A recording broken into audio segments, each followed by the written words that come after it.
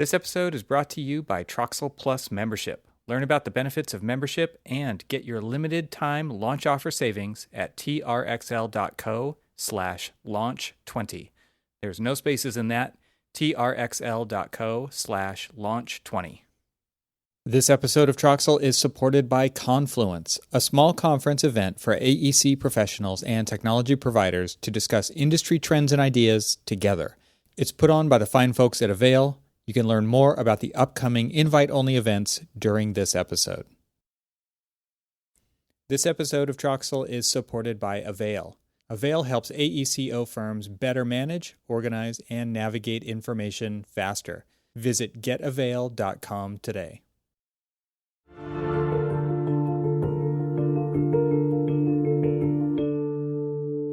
Welcome to the Troxel Podcast. I'm Evan Troxel.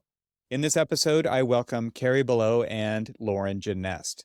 Carey is the founder and CEO, and Lauren is president and partner at Brand Groupies. In this episode, we discuss their unique SO-PR approach. What's that, you ask? It's their branded approach that combines social media and PR to fuel brand recognition, storytelling, and personality-driven strategy in the AEC industry in a media landscape driven by social media, PR, brand recognition, and storytelling. We also talk about Brand Groupies' background in fashion and how looking at AEC through that lens has informed their approach and services. So while this conversation is a bit of a tangent to the typical conversation here on the podcast, we can't ignore how technology in the social media sphere is also evolving the profession of architecture. So I hope you enjoy hearing from these two experts in the field. And without further ado, I bring you my conversation with Carey Balogh and Lauren Genest.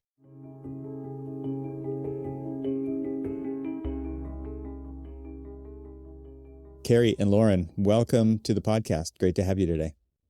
Thank you, Evan. Thanks for having us. So we're going to talk about you today and Brand Groupies. And this is a bit of a departure maybe from the typical content on the show, but I have been branching out into a little bit of business of architecture content on here because there are things beyond technology that weave into how we get work done and how we attract new work even. And I think that's kind of where you guys come in. And so things have changed majorly in my career span in this space. And you guys have coined a term called, I don't know, how do you say it? What do you say? SO-PR? SO-PR. Okay. PR. I've got it. You nailed it. All right. So PR and social and marketing and PR and promotion. And you've coined this new term. And wow, architects, I think in general, kind of suck at this. And so I'll just say that in the beginning, which is promoting ourselves is typically, I think, I could say it two different ways. We're not good at promoting ourselves in this. And so technology now plays a big part in this, which is everybody's connected. And there's algorithm-driven feeds out there where content shows up in my timeline and it's different than your timeline. But through our kind of extended networks, these things kind of, take on a life of their own.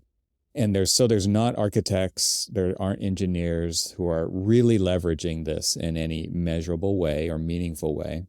Mm-hmm. And then there's the other side, which is when firms do post stuff, it's like, check out this award we won. And I don't think that they're really connecting with their audience because they're actually just, I think that's really inside the echo chamber of architecture AEC, which is like patting ourselves on the back so that others in the field will see that. And so I get there's a little bit of value there, but I don't think there's a lot of value there. And there's a lot of awards to be won out there. There are tons and tons of awards. And so it's like, okay, and what is the true value of an architect? What is the true value of an engineer in the built environment? And how do we tell that story? So I think storytelling is the key thing that we should start off talking about today. But before we do that, Brand Groupies, can you just, I've already introduced you in the intro, but I would love to hear your version of it that's not written down and just give us kind of a backstory on how Brand Groupies became a thing and then what you do. Well, Brand Groupies was founded in 2015 And at the time, we were doing anything and everything, PR, social media, websites for a range of different clients. And then it was in 2017 when we started working with Mancini Duffy and landed an architecture and design firm in New York City. So we started doing social media. That led to PR, that led to personal branding for the president, that led to a podcast. And once we got a taste of the AEC industry, we said, this is awesome. We saw a gap. We came from the fashion industry, so we saw major opportunity in this industry. And so we really evolved Brand Groupies. And today we do social media, public relations, personal branding, and podcast management for commercial architecture firms, engineering firms, construction firms, design, and real estate. So we're all in. You're in the building industry. I think that's so interesting, from like allowing you to focus on the AEC landscape, but you're really focused only on that. And what's interesting to me is that you came from fashion. There's always obviously a fashion component to architecture, right? And it's I'm not just talking about what people wear, even though that is I'm wearing the architectural uniform today. I'm wearing black, right? In the class. but the idea of fashion and architecture and aesthetics and emotions and mood and things like that, I think are all kind of wrapped up in why we do what we do, because these buildings, these landmarks, these libraries, these homes, like they make an indelible mark on people to be the people that they are in society. And so it's interesting to kind of hear how all that mixes together. So let's talk about this PR aspect of architecture and the idea of self-promotion and communicating value of architects. And I think like we'll keep trying to tie it back to tech, which I think is kind of it's just we take it for granted that we all have these devices on our desks and in our pockets that can enable us to do this. And yet there's still this chasm of information out there about architects. Like you have to go to a website, you have to look at all the projects and look at all the specifications of the project. But how does it make me feel? Like even architects aren't very good at communicating that kind of stuff on their website. But from your perspective, give us an overview of the industry and where it sits, because I assume this is where you see opportunity in what you're doing. Yeah, I think we see so much opportunity for brands who actually, make the investment and really see the value to stand out, because so many people within this design community, it's all design led. And I think that's how we got here from fashion. I think that we really see such an opportunity for those who really, I think, sort of become the early adopters in this realm, because this isn't something that traditionally has been budgeted for in the AEC industry. There wasn't, we always say in the fashion industry, Carey would work at an agency, I'd work at an agency. One of us was going to get hired, but it wasn't a matter of if you would get hired. It was just which one were you going to select for PR, and then as the years went on, social media. But in this industry, that doesn't seem to be the case. And so I think our clients, we tend to gravitate towards clients that think differently and that are doing it a bit differently, because I think they're already adopting other habits within the industry that probably aren't very traditional or typical. And that's how I think we become partners, because and then once they adopt our SOPR approach, we really sort of take an in-house approach. We have a handful of clients. The ultimate goal is to work across several different services with them. And then we really, once we get to know them well, they kind of let us run. They don't have people internally that can manage or kind of do our same skill set. So they're really kind of investing in this higher level design aesthetic that we can protect their brand. I do the PR, Carey does social. So we always, we both came from PR background. And so I think making sure that you're taking a quality over quantity approach has always been sort of very at the forefront of our minds. And in the fashion industry, we were always several seasons ahead. So we were always looking to the future. What's next? What's coming up? Threads just launched the other day. Of course, Carey on Thursday was scrambling to get everybody on Threads. And so it's, we'll have to talk about that, but it's constantly just staying ahead of the curve. Mm-hmm. And I think you nailed it. Telling the stories from a PR perspective, and then Carey on social is so integral to what we do. Yes. And I think we're really people driven when it comes to our PR approach. And really that came back to our fashion roots of dissecting the stories behind the brands. Mm-hmm. And then how can you make that connection with your audience? How can you bring that to life so that people want to work with you? People work with people, not necessarily brands. So that's kind of what you're buying into. Yeah.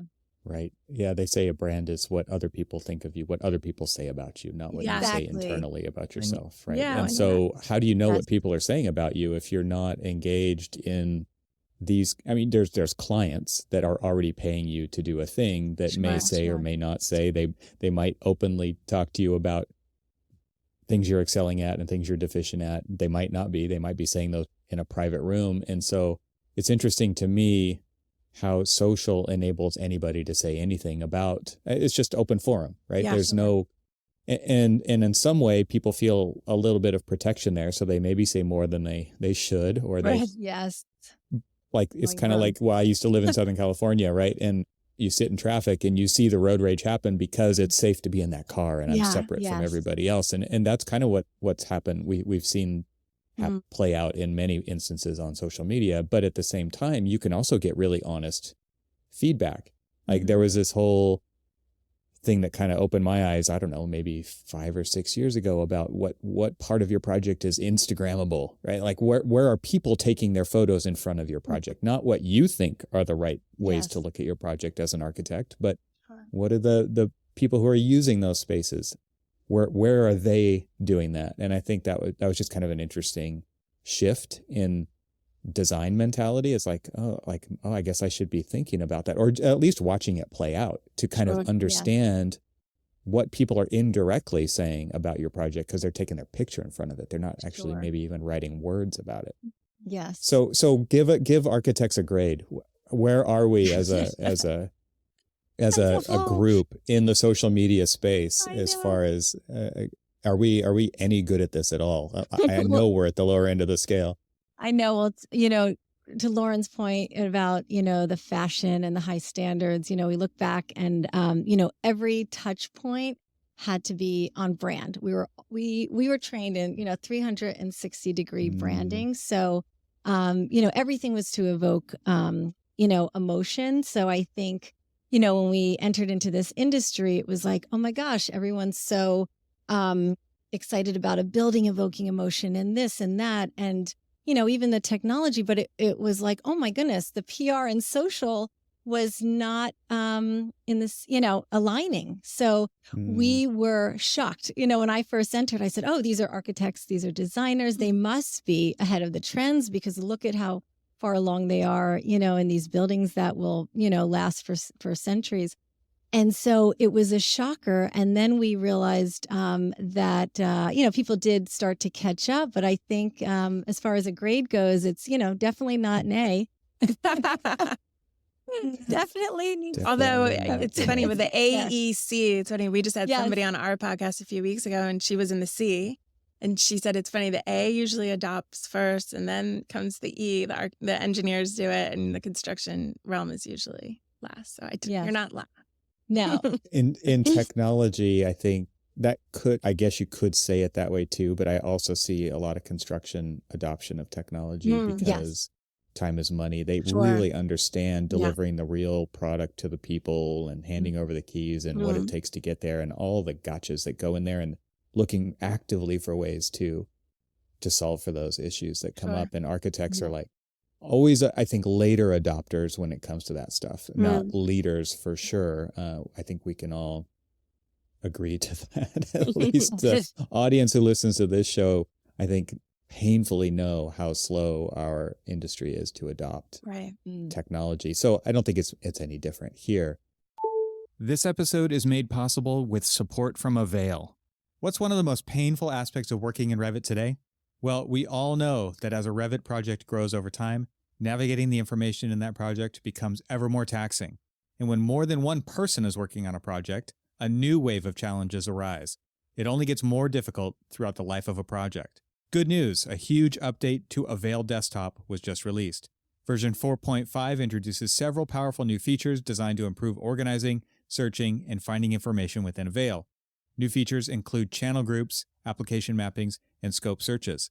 But that's not all. Let's talk about the all-new Project Navigator, a powerful new feature in Avail for Revit 5.1 that extends Revit's native project browser to help navigate the dense information you're forced to endure as your projects grow.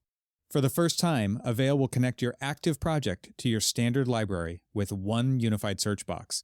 With Project Navigator, you can easily switch between active projects, see recently viewed Revit elements, search across all Revit project elements, yes, all of them, conveniently search Avail with one click, filter by all the different element types, navigate to sheets and views, legends and schedules, view individual elements contained on sheets and navigate to them, view family types, and more importantly, actually drag and drop them right into your project, view instances of each family type currently being used in the model, and more.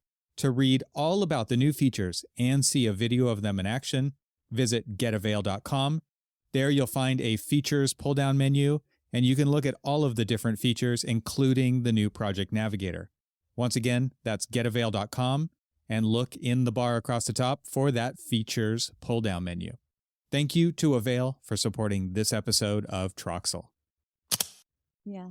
You mentioned Threads a minute ago, and so as we record this podcast, it's been out for, I don't know, a few days, right? It's not that long, and like incredible growth. Obviously, totally leveraging the Instagram social graph, and you automatically basically follow everyone who is already in your list on Instagram, and time will tell whether the Instagram audience has any appetite for text versus, I mean, obviously you can attach photos to your thread, but it's a very different feel, totally taking advantage of kind of the stuff that's going on over at Twitter as well. So people are looking for alternatives. So kind of, I think what I heard was it launched about a month earlier than they were anticipating, but really based on circumstances that Twitter was dealing with. And like, let's take advantage of this. Can we launch early? Yes, we can launch early. Let's do it. And then boom, everybody's on Threads, in air quotes. I don't know if everybody's on Threads, but tell us your experience with that and what you're telling your clients about Threads. Because social media management is like, really, one more thing? There's always room for one more thing, right? Ugh. Well, I think, when we say, we're ahead of the trends with technology and our clients, we have to stay ahead in every aspect. So, of course, we jumped on Thursday night late, we commiserating with all the social media managers who are just up to all hours and figuring it out. Like, oh my gosh, to access all your accounts, you have to log out, log back in, and just all those little intricacies to figure it out. And I think there's a lot of, social listening to happen. I definitely think it's great to jump in right away, but you also want to make sure that you have some sort of strategy and make sure that you're adding value and what you are posting is really in line with the app. You can't just repurpose from other apps. You have to reword things. You can repurpose, but of course, every social app and platform has their own style and voice. So we've been definitely posting. We're definitely seeing what's out there. 50% is reading about it. People are already posting strategies. And you're like, how are you, an expert in less than a week?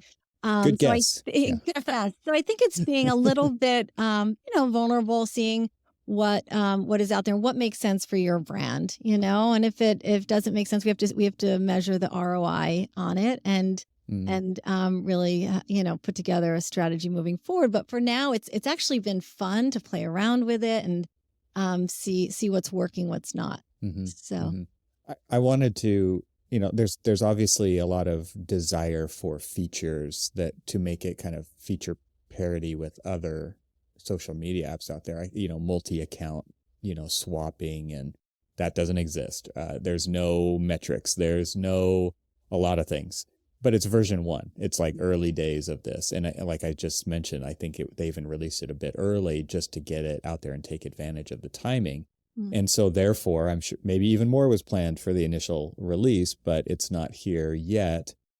But I think what I've noticed that's interesting is there is this kind of sense from people that they are just feeling it out, and they're trying to get a sense for what you were just talking about, Carey, which is, what is this place for on social media? Because they're not all for the same thing. They don't have the same feel. They don't have the same people. People are coming from a different point of view. I think especially with this one coming from Instagram for the most part, we're used to scrolling through pictures and feeds and reels and videos and things like that. This is a different experience. What are those people going to come here to do? Obviously there's a big rush, and I think it'll taper off because people who don't care about text aren't going to hang around. But I'm just watching people feel it out and figure it out together. People are actively asking the question, what should I post here? What do you as my audience want to see from me here? Yes. And architects are doing that too. One that I follow recently launched his own firm. I'll give him a shout out, Josh Mings, who started Aggregate Studio in Chicago. And he's like, what do you want to see from me here? And on Twitter, he posts about brutalism. He posts about equity. He posts about architectural topics. And so I responded, I would love, because he just started a studio, I would love to see process. I would love to see this place be about your design process, the things that you go through on your projects. I don't know why I said that, but I just thought like, you're starting a new studio. This is what I've been doing for the last decade, is like on ArchiSpeak on our podcast, talking about what it's like to be an architect. That's behind the scenes. It's process. It's about how do we do what we do and why do we do what we do, not here's what we did kind of a thing. Yes. So I don't know. It's just fun to kind of watch people figure it out. And there's no single answer either about the kinds of things that are going to go there. But like you said, Carey, what's your brand strategy, maybe what fits. And the difference between strategy and tactics here, people are trying to figure out, so the saying I think is, tactics are knowing what to do when doing what you need to do when you know what you need to do. And strategy is doing what you need to do, not knowing. So it's thinking farther out. Sure. And so tactics, I think, fall into like the social media posting and what you're going to post and is it on brand and all those things. But the strategy is, who do you want to be out there? Yes. And why do they care about what you're posting? Why should they care? Yes. Yeah. Are you adding value? And our advice is always looking at all of the platforms and seeing what really makes sense. Where's your audience? Where should you invest the most time and money? There has to be, some return on investment, and not dilute the other channels. Like you really, have to make sure your top channels with your biggest audience are strongest.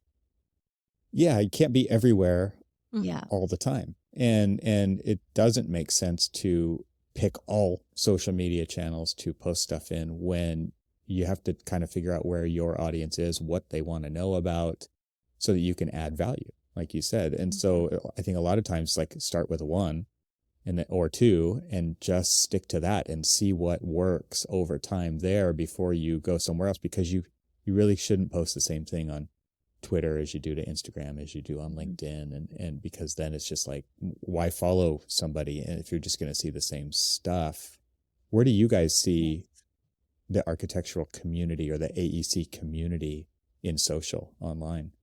Yeah. LinkedIn for sure, for B2B. And we've definitely worked within other industries. And we've noticed that by far the AEC industry is super strong on LinkedIn. And it's awesome because you can really, nail down your audience, and especially with, the press that Lauren gets. And then we spread that out on social. And so all of the tagging, mostly everyone, 99% of the people are on there. Whereas Instagram, you're like, all right, they're on it. I'm trying to find this one. I can't find, this one they're not on. And, but LinkedIn, it's for sure. And you find that a lot of thought leaders are there too, right? So the decision makers, when you're trying to attract new clients, new business, win new projects. Definitely. think And that, it's about work, right? Yes. And like It's that about is a social network about work and the Yes. things that people do at work. And whereas like my Instagram is definitely not about work at all. It's like I go play in the mountains, I go Yeah. play in the Yeah. forest, I like to do all those kinds of things. And that's my place to post those kinds of things. And I think that also makes sense because it kind of ties into its Facebook roots in that way, right? Which is like me and my family and my close friends. And it's not like a public social network that's just like Twitter was, who's anybody can read your tweets, right? Very different. Yeah. LinkedIn is I agree that it's where people hang out, but the engagement is super low, I think, compared to most other social networks, at least from my experience. And there's a lot of lurkers out there who might scroll through feeds, but they're not engaging very much. What is your experience with that? And maybe why? Why do you think it's like that? Sure. We do find that people get definitely more engagement than companies on LinkedIn. Mm-hmm. Mm-hmm. So we try to be really strategic with, the leadership sharing certain things and getting, a lot of eyes and reposting and, that sort of thing. It does seem like when you have the reposting happening, when you have the eyeballs looking at stuff, what's going to stop somebody from just continuing to scroll, right? What are those kinds of things that you're putting on there that somebody will take the time to read, that will take the time to look at? I'm just curious from your point of view, how you guys strategize that with your clients, because I assume you're successful at that, but I think a lot of people struggle with that. They don't want to just post like where Twitter is. It's literally a real-time feed of information. I think LinkedIn is a lot more considered, and people are taking time to figure out what they're going to post ahead of time. So again, kind of a different strategy there. But how do you get people to stop and look at what you're doing on there? What do you guys have as kind of your secret recipes for that you're going to share with this audience about like just some general things that people could use to get people to pay attention to what they're doing? I think it goes back to our PR approach. So Lauren can share how she tells the story through PR, and then we take those media clips and all sorts of articles and podcasts, and we spread them out on social. So there's constantly, a hook. Mm-hmm. Yeah, absolutely. So we found over the years, I think that many companies, if they have social or PR, social sometimes is handled by Sally in accounting, and she's wearing many other hats, and she's not really trained as social. And a lot of companies will call her, the social girl. I was actually in a meeting one time, and this guy in construction said, we have a social girl. And I said, well, you'll never call us social girls. That is not what you're buying when you partner with us. We have 45 years of experience, and we've worked with global brands, and we've been trained in this. But what we found is that, getting your foot in the door with one or the other is a great approach. I think starting with social or PR, if you can't make the jump with with both at the same time, is a great way to get your foot in the door. But then adding on that second service, whether it be, PR first and then social, or social and then PR, really does help to move the needle, because the way that we look at PR, for me, press has evolved so much over the last 20 plus years since I got into it. It used to be all about print media, and that has evolved then evolved into digital media. And for us now, as you know, Evan, because I work with you often, working with podcasts and using them as an arm of our PR strategy has been really pivotal in our strategies, because our clients who are quite comfortable usually speaking and conversing, but sometimes maybe not as comfortable writing, doing a written interview or having to respond to questions in that way. And if we can hear it from the horse's mouth and then take that messaging and spread it out on social, 35 minutes of their time on a podcast, 45 minutes on a podcast becomes timeless content. And usually that then Carey can take for months and sometimes years to come by doing flashback clips of what are the key tenets of this brand, what makes us different, why is my approach, why should you partner with us instead of somebody else? And then that becomes, fodder on social. And we can sometimes, podcasts in particular, will do like you, both video and then audio. So we have lots of different options in terms of what we do with the content, and how Carey kind of manipulates that on social and how she rolls it out. So we found that this approach of doing both really provides a great outlet for our clients to amplify their stories, their leaders, the people behind their brands. For one of our clients in particular, we have a whole campaign about the people. Carey does a video campaign. She can talk a little more about that, but it's really getting more of the company involved. And every brand is different. So, you know, what we rotate on social and what we prioritize on a, you know, from a PR lens changes based on the company. So, you know, one client, it's all about, you know, tech and the company culture, and then the faces behind the brand and how are they moving the needle in this very traditional industry. And that's what we're constantly pulsing out. And it's a momentum game. It takes time to shift the needle, especially if you've been quiet or quiet for a bit, or maybe you've always been quiet. You know, it's kind of like putting building blocks together, and you stack them up and you start to really see the traction. We started with one client almost a year ago. And I think at the time the company was 4 years old, and she just hit her 5-year anniversary. And we started with PR and she added social in. And her results are off the charts now because we've consistently been building. And then either people reach out to her directly or they reach out to me and say, hey, I saw her on this. Would she be open to doing X, Y, and Z? And you can see how the momentum really starts to build. And I think, you know, our strategy is intentional too. We do a lot of work behind the scenes as groupies, and we, you know, spend months coming up with brand pillars for each brand. So, you know, you could also call it buckets of, you know, content, but, you know, the number one thing is the face of the brand, really identifying, you know, which leader, which leaders, is it, you know, the partner, the C-suite, who will we be promoting? And they each can talk to something different. They each have different angles. So we rotate, you know, that one is, you know, he's one, you know, is the architect, the other is an entrepreneur, you know, the other one is a mom. So there's all different angles we can approach. And then, you know, the next pillar is the product and services.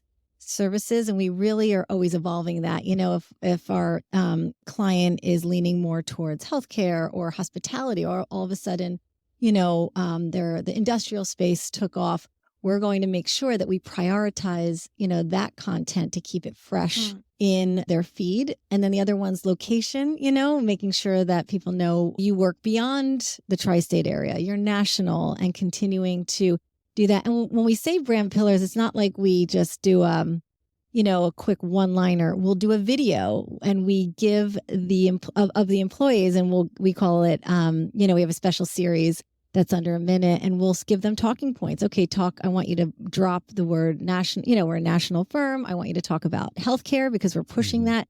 So we organically really work to get that key messaging into all different, you know, forms of media. And then our favorite pillar is the wow factor, the fourth pillar. Like, what sets them apart? You know, do they have a podcast? What are they doing outside of the office? You know, thinking about things that really make people stop and say, wow, you know, and coming up with cool content. One of our clients, you know, asks, what annoys you about architects? And that's a great question. We have timeless, you know, content, and that's from the Anti-Architect. But how cool is that to, you know, to put that out? And you have so many different answers from these industry icons, you know, sharing what annoys them. So it's kind of cool in a way to, you know, manipulate those quotes and things like that. But we constantly rotate it. So it's not project. It's, you know, people, interview, podcast, wow factor. So that's kind of our approach. But there's a lot of work that goes into that behind the scenes. And those wow factors are great for the storytelling aspect too. You know, we have a CEO who has multiple albums on Spotify. We have a CFO who's a best-selling author on Amazon, and she founded a school in Nigeria. We have another client that grew up in Alaska, and she played D1 soccer. So all those types of things, when we're humanizing these people to make them not just an architect or an engineer, when I'm telling their story for PR, I think those are the types of things within the first couple sentences of my pitch to somebody really make them more interesting And real. I think that Real, it's right? not Yeah. just the polished version of them that's being No, put yeah. out. And Perfect sentences put together. yeah, The it's all elevator pitch. wordsmithed and Yeah. right, Yeah. like that kind of thing is it's interesting now, even with tech like ChatGPT, where well, I can kind of notice that it's ChatGPT Yeah. because so many people are using it, and Yeah. it's interesting to just see people rely on things like that when it is so much more comfortable to tell your own story in your own words and not worry about them all being perfect and not worry like you're a real human and you do things that you're really interested in, and sharing those I think is where social media kind of all began, right? It's like, there used to be a prompt on Twitter and on Facebook. It's like, what are you doing right now? It was something like that, right? That's not exactly it, but it was like, what are you up to? And so just to prompt you, because it was like, no, what are you up to right now and in the moment? And when you open up the app to use it, what are you doing and why? I think is really interesting. This episode is sponsored by Confluence. I've invited Randall Stevens, the CEO of Avail, to tell you about it. In 2019, we held the inaugural Confluence event, which was designed to bring together the product managers, the technology developers that are working on the products used daily in the AEC industry, and put them in the room with the design technology leaders from the practice side that are actually implementing and using these technologies. The goal isn't to sell anybody anything at these events. The goal is to get a better understanding of what's working, what's not working, and what would be the best products to develop to be implemented in the AECO industry. We've held these 3-day Confluence events the past 4 years and attracted over 100 attendees. We have an exciting agenda plan for our annual event in October. The theme this year is going to be focused around AI and machine learning and its applications in the AEC industry. You can learn more about Confluence at getavail.com/confluence. I want to talk about measurement. So you guys talk about measuring the ROI and things like that. And you have to build over time. You have to build momentum. You have to build the brand. You have to build the message. You have to build the story and all these different buckets to that. But I think a lot of people also maybe get frustrated with a lack of being able to measure the response to that because there's a huge number of people who won't hit the like button, who won't leave a comment, right? Okay, normal. So, but to recognize that there are people beyond the ones who are doing those things.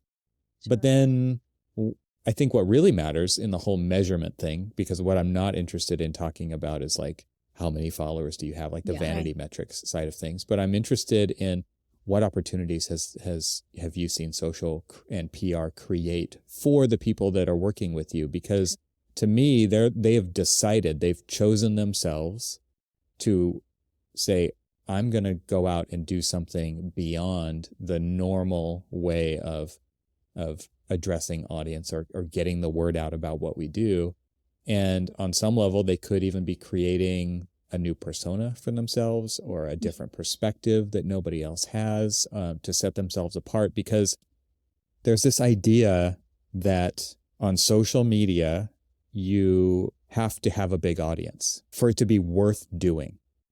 And audiences, like you just said, take time to build. You have to build the stuff, build over time. I'm just wondering like where you guys see all that and just take that and run with what I just spilled out onto the table here. What are you thinking about when I say all that stuff?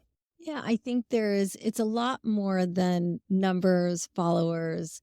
Lately we've seen talent acquisition be a huge part of social media. People talk about going to the company's social channels as the first thing to see if they want to work for that company. So for, maintaining talent, and finding the best talent, we've found that's huge. So that's something worth it as well. The other thing is, it does take time, and Lauren can give examples of clients. Maybe they get on one podcast that leads to a panel, that leads to a keynote, and then it just spirals from there. And it doesn't happen overnight. It's a momentum game. But, the clients are like, I'd love Lauren to share that story because I know there's so many it's not examples about, like that. the numbers. It's about, how they feel business is, growing, and, people give them feedback, even on the golf course. Yeah.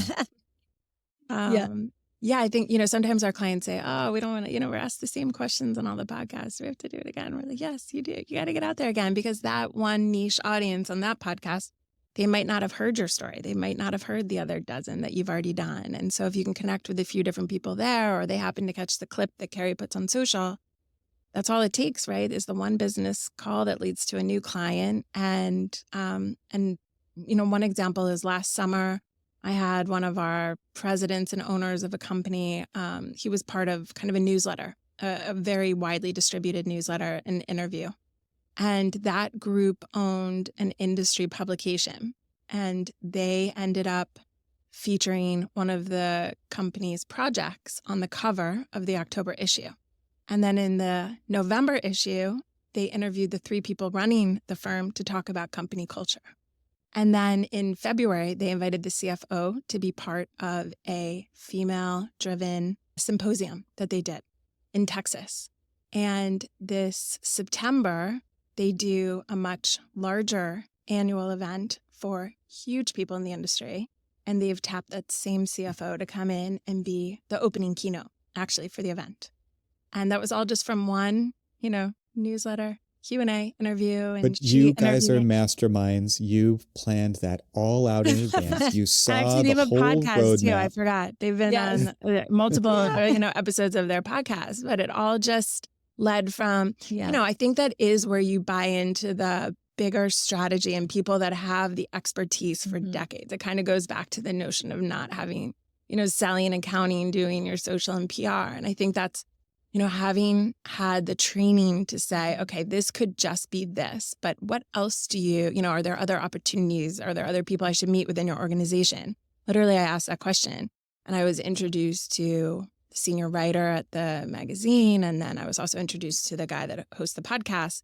And then I was introduced to the president of the company who was putting together all the programming for these major industry events. And so I think sometimes, making the investment in more of a senior team, as opposed to, it's for our team, it's nice we have the balance of, people that are fresh out of school with that, kind of that perspective. And then for us, knowing how to kind of navigate the business world on a day-to-day basis and have those more senior conversations.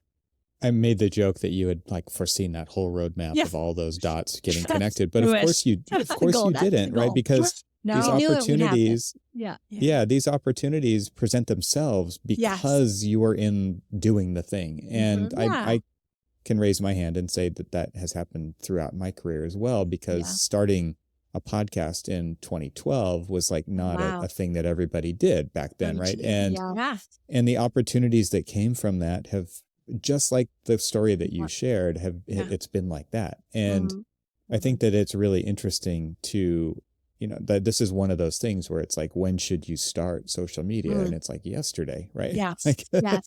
100%. The algorithms aren't getting there. You can't wait for the opportunity. You can't wait for these things to happen because you're not ready yet, or you haven't.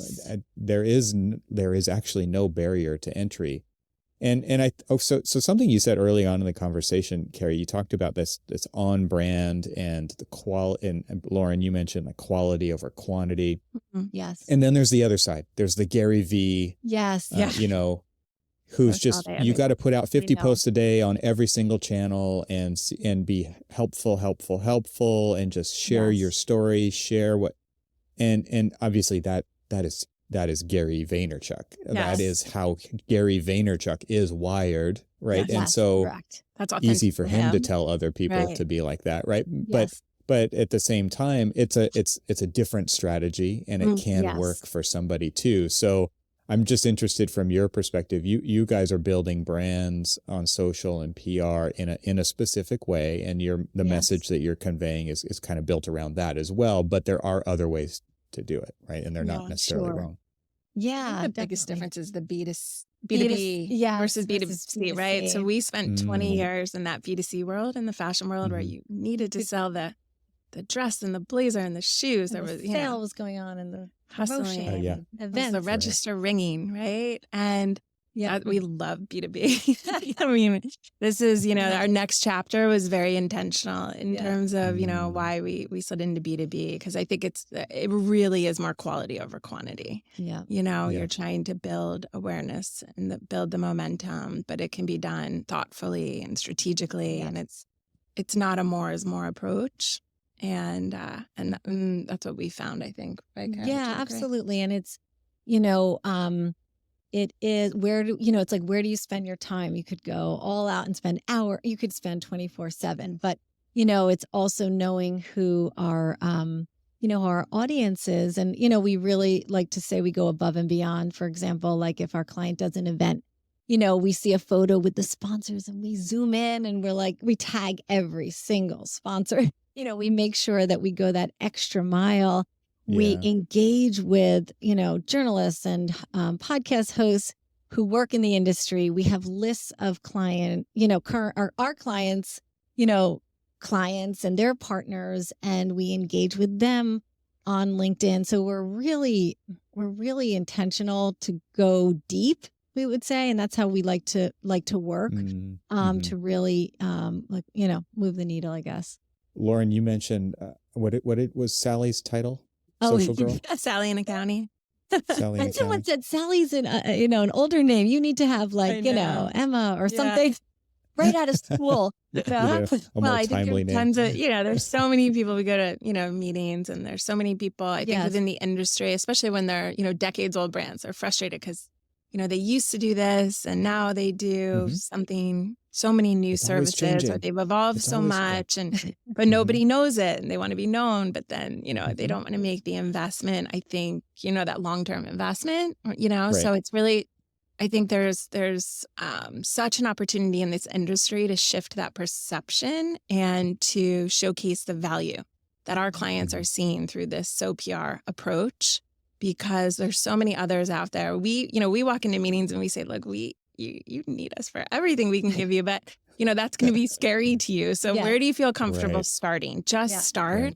Because, that's how we did it with, Mancini back in the day. They hired us for one service, and then we built and we've grown with them so much over the last 6 years.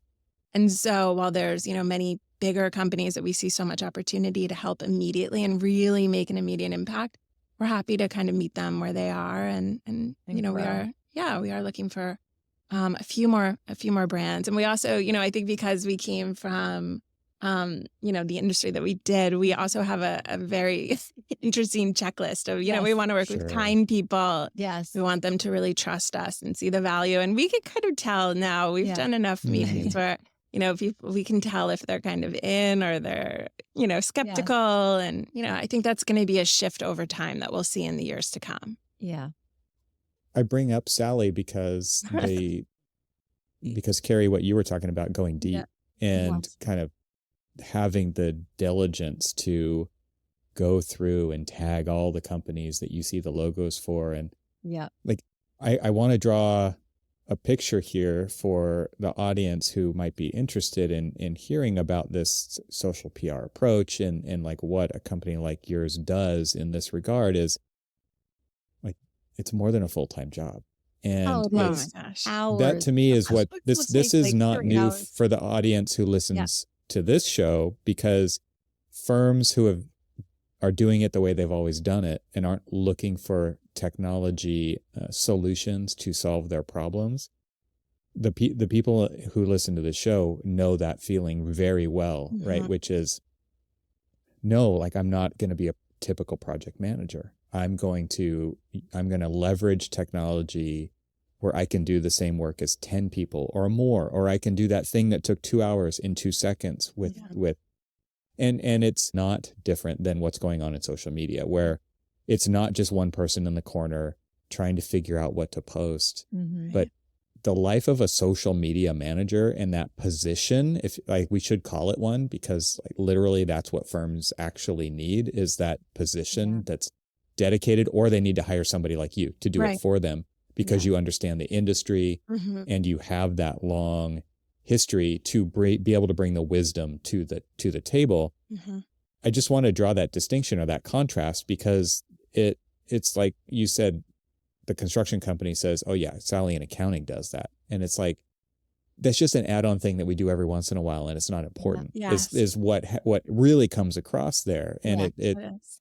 that's not this at all, right? That and I think it's so interesting from a brand strategy point of view to get that message across for people to hear. Absolutely. Yes. And now, as you see, it's great. When Reels came about, it's like, okay, we need, a video producer. We need, we've hired copywriters before, and now, everything we do is in-house, but we do have our partners, and it's like where to, where to invest to keep the quality high. But it's like you really have to have that,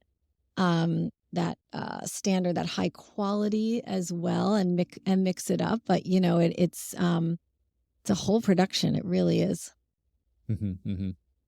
Yeah, it is. It's intense. And I think like I can barely keep my head above water, and I don't feel like I post enough stuff out there. And at the same time, I'm like, I'm sick of posting stuff, right? Yeah. I'm not going You do a I great can't job. actually You post. do. You're on it. I try to automate as much of it as I can just to be totally transparent with the audience. Yes. And I mean, that's kind of obvious too, right? Like it's a podcast title and a link. And I do leverage technology to do a lot of that for me. But at the same time, like I want to engage with the people who want to engage with it. And I want to do that personally. And I want to have conversations with people, whether they matter or not. Like they're, what that's in air quotes, like whether it's like what, I don't care what we talk about. Let's just make a connection. And I think that's one of the most interesting things about social media. And I know I've told this story before, but maybe somebody's hearing it for the first time right now, which is when I started the ArcaSpeak podcast with my co-hosts back in 2012, we only did it over Twitter. We created a podcast on Twitter. I had never met them in person until 3 years after we started. Oh my gosh. Wow. Wow. That's incredible. And so we're in three very different locations, never had the opportunity to get together until we did. And just to point out that like, that's how the world is nowadays. Yeah. Like I have listeners around the world. I talk to people on this podcast from around the world. I mean, it's incredible, and we're all connected now. It's a very different world to practice the things that we do in the built environment, and to get the word out, and to tell our story, and to share our value and our values with other people than it ever was before. And so just to kind of say, Sally's interested in that, and she can do that sometimes, or she can do it on her lunch break, right? She can do it off hours for us. You're just leaving so much on the table there. And if you decide to leave it on the table, so be it, right? Yeah. That's fine. That's a decision that you can totally make. But I think what you're pointing out is the opportunities that have come from putting things out there in these new ways. It's so funny that we keep talking about them as new ways. I know. It isn't even new anymore, right?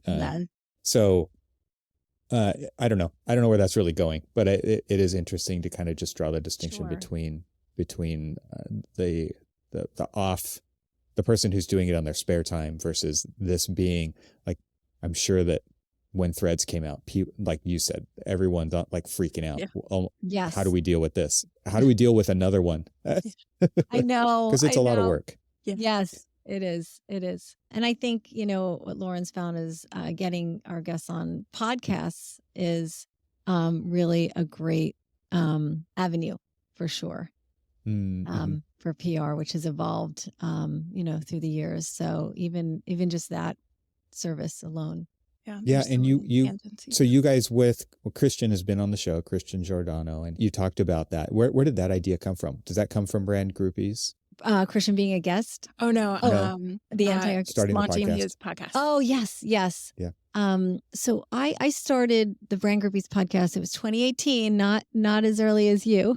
And so that was something that, we had always felt comfortable with. We felt, we were in it feeling like, 2018 was early on. And then we kept saying to him, he was really interested in building his personal brand.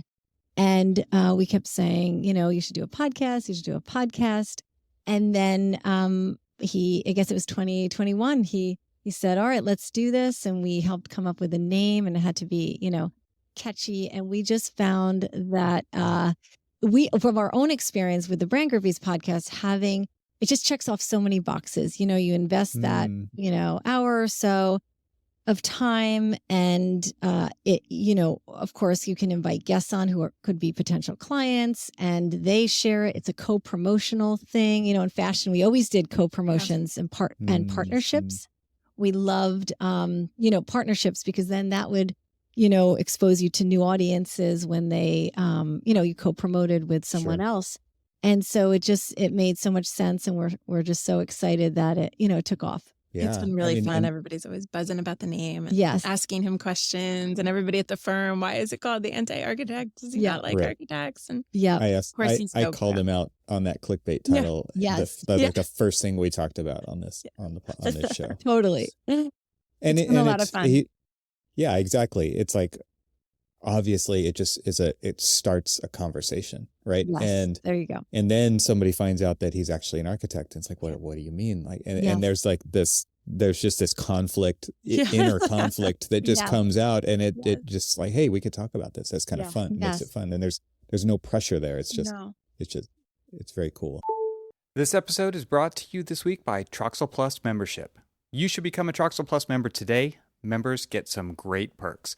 For instance, you get an ad-free version of the podcast and the show notes, and you can listen to your ad-free feed in whatever podcast app you already use. You'll also get the show notes sent directly to your inbox without ads, which includes all of the links to what we talk about during the episodes, so you'll never miss a thing. The biggest thing about becoming a member is that you'll be directly supporting the reason this show exists, which is to capture long-form conversations with my guests from the architectural community and beyond to have a positive impact on the present and future of the profession. The ad market is pretty bad right now. The podcast would not exist without our members. And for those of you who are one, I am very thankful. So for those of you who are hearing this on the public feed, I hope you'll consider it. For a limited time, there's a special launch offer at trxl.co/launch20. You can check that link in the show notes to get a nice discount if you sign up for the annual membership option. That's trxl.co/launch20, no spaces in there, for a limited time. I'm so thankful for our members, and I hope you'll become one of them. So with that podcast and with your podcast and things like that, everybody has a podcast nowadays, right? But I think that, some of the stats that I've heard about podcasts, there's something like 4.5 million podcasts that have been started.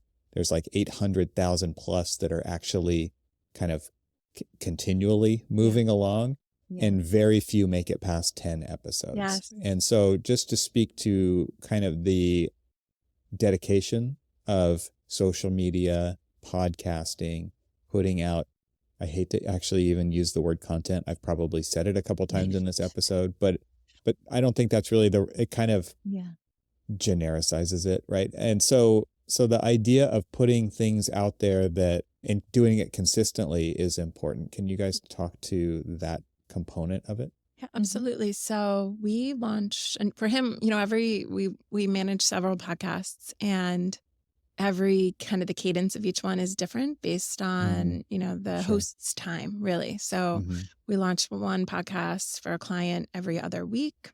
We do Christians every 3 weeks. And then with Christian, from a social perspective, we put out a teaser sometimes like the day before. We're launching one tomorrow. So we put a teaser out today on social. Tomorrow, the launch graphic will go up, and then we'll do 2 clips all in the next 3 weeks before we launch the next guest. And we will take a hiatus every now and then, sometimes around the holidays or social. We're going up tomorrow to record 2 more episodes with him. But it's been really fun to see it evolve. We've had such an array of guests on. We've had his clients, some of his partners. We're in the midst of a series right now doing very recognizable architects, like Brad Perkins' episode launches tomorrow, and Ozzie Nelson, and just really some leaders within the industry that have inspired him. And so it's just a fun way to, first of all, no one ever says no to being on a podcast, right? When you send out an invite, almost no. I don't think anyone's ever said no to us. It's such a fun way to get to know somebody's story. Yep. And then I think from a business perspective, it can really, for him and we're doing the same. We just launched an AEC Buzzmakers series talking to people like us who are behind the brands and finding out what are the trends in the industry? What are people seeing? What are they budgeting for? What's working for them for, are they doing anything for personal branding for the C-suite? Are they prioritizing social or PR or both? And so that's been really fun for us to start to kind of peel back the onion and have a different kind of conversation with people within the industry that do things that are similar to what we do. Yeah. And it's so interesting. It's so across the board. Like we said in fashion, you had your PR agency. It was very, standard. And now it's just, you're like, wow, everyone's doing different things. And so what's working, what's better, and really getting behind the scenes has been eye-opening. Yeah. So to maybe bring this back full circle, this whole idea of storytelling, and you're talking about kind of the characters in the industry. I think that's kind of how I think about it, especially with podcasts like one of the ones that I do, Peopleverse, right? It's about telling the person's story and opening them up to other people in the building industry, because I think something that we've identified that's lacking in the building industry, especially as the march of technology goes on, is further and further disconnection. We search for information. We don't seek out a person to get the lowdown. We don't seek out a person to get their wisdom. And this industry is full of people with decades of experience and wisdom. And that's where I think this all ties together, right? The purpose of this is not just to talk about our projects, but it's to talk about people's experiences. It could be the people in the firm's experience in the industry. It could be the client's experiences with architecture or the built environment. And both of those are really valuable for winning new projects, for the people behind the brands and creating opportunities and all of those things. Maybe we'll just finish it up there with like this whole, like the power of storytelling and like what that all comes back to. Why is that so important to you guys? Because you're brand groupies, like the whole idea of being groupies for the rock stars, following the rock stars around as they do their tours and setting up the merch table and doing whatever. I think that is such a fun tie-in that you've created with your own branding there. Like, what is it about AEC and telling the stories of AEC that really kind of brings all that home for you? I know. I think it's, we always say, be the Mick Jagger of your industry. I think early on in Brand Groupies, we would get so excited about what our clients were doing, like even more excited than them. We're like, oh my gosh, you're doing this. I can't believe it. And we were like, That's normal. Just really passionate. And like I said, that's where groupies really came from, because we're like, we can do this, we can do that. And, it's so many ideas of how to get their message out there. But I think, the storytelling is so important. I talked to, some major social media people, and they're hiring PR people now to manage social, like big social accounts, because you need to have that storytelling mindset. That's where we came from. And we see, the whole picture. That's why PR makes so much sense, because now social is, they're kind of, the boundary is kind of not black and blurred. white. It's blurred. Yeah. That's the word. So putting it together and just being a well-oiled machine, the perception, the story just continues to, remain out there and get into people's subconscious, I guess. Well, Lauren, last bit of news here. You shared some news with me, and I just wanted to acknowledge it. I mean, congratulations. Thank you so much. You're so sweet. Thank you. President, that at Brand Groupies. And so you two are leading an amazing effort there. And I think that it's pretty obvious if anybody pays attention to what's going on in AEC with social and PR, that you're doing an absolutely wonderful job. And to me, it's just more about pointing out that that's possible for anybody out there who wants to do it. You do kind of have to figure out how to add it in. It maybe there are things you can stop doing, right? And so that you can create the space to go in this direction. But to kind of bring it back to maybe where we started with AEC not being very good at this, about telling our story. And like you just said, Carey, it's like you had more excitement for what was going on than they do. And I think that's normal. That's the grind. I mean, that is the grind of AEC, which is like, I got to get through this project because I got another Sure. project to start so Right. that I can get through that project to Yeah. start another project. Yes. And like taking the step back, getting the bigger perspective and actually telling those cool stories. Like there's so many stories that I've been able to share on the ArcaSpeak podcast over the years when I was working on projects and the things that clients would say and the experiences that they would have, and just share that with me. And then I could share it with everybody. I think that was really a fun thing. And for people, everybody has those experiences, but it's really hard to kind of step back and then figure out a way to tell that story because my life is full of all this Right. other stuff. And so you guys take that work off of the hands of a lot of people. You really help hold their hand and help them do that. But I do hope that our industry gets better at this because it is such a valuable industry. And I think the perception out there is different than what we have of it internally, of what we think the value is. And we have to ask ourselves if it's worth telling that story. I think the answer is yes, but then, okay, what are you going to do about it? And that's where people like Brand Groupies, where Carey and Lauren come in. So you guys are doing great work. It's Thank you wonderful. very Much, much. Evan. Thank you for having us. Honor to be This on. was fun to be on this side. On Yeah. this side, right? Yes. So you can invite me to be on your podcast, and then Yes, I can yes. have that. I'll sit on the other side. Yeah, That'd be great. exactly. Yes. I'm sure. All right, guys. Thank you so Aw. much. Thank you so Evan. much, Good to see you. Evan. Take care. Bye. Bye. Thanks to our sponsors, and thanks to our members this week. Find out how you can become a member at trxl.co, and I'll talk to you again next week.